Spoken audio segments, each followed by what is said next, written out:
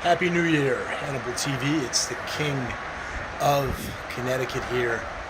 And Jake Paul is in the news once again. The top story in combat sports seems to be his feud back and forth with Dana White.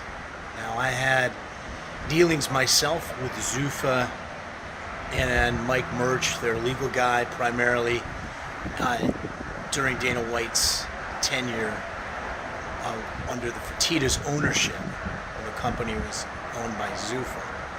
And a lot of people don't realize that some years back, I believe in 2016, they were bought out by Endeavor, and they're no longer owned by the Fertittas. Dana White is essentially kept on as a figurehead president for the UFC. Now, when I dealt with Mike Murch and with Zuffa, I found them to be very shady. I managed some fighters. Used one fighter, Kamal Shalarus, as an example. When he first came in, they were taking money from his sponsors, and the money they were taking from his sponsors was exceeding what they were paying him. So, for example, if he got 10 grand from Tap Out, they would take up to 6 grand of that. I can't recall exactly. It might have been half, might have been 5. But when you added up what they took from his sponsors, it was more than they paid him. Of course, the pay has increased, but not to the level that it really should be at, not to the level of what main event boxers make or main card boxers make. So Jake Paul is now advocating, it's kind of like a modern day Jimmy Hoffa, with his post saying he'll come into the UFC if Dana White elevates the pay.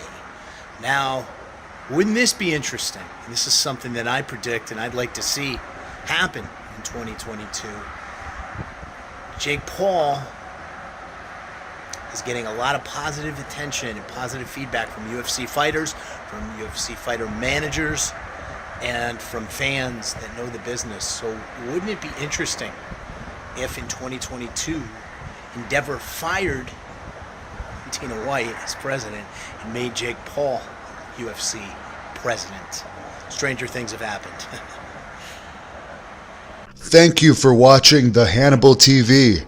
Please help me out by clicking the subscribe, like, and get notifications buttons on this video so you don't miss any of my upcoming news clips, shoot interviews, or match footage. We are on Instagram, Facebook, and Twitter at the Hannibal TV if you want to follow us on those platforms for instant updates.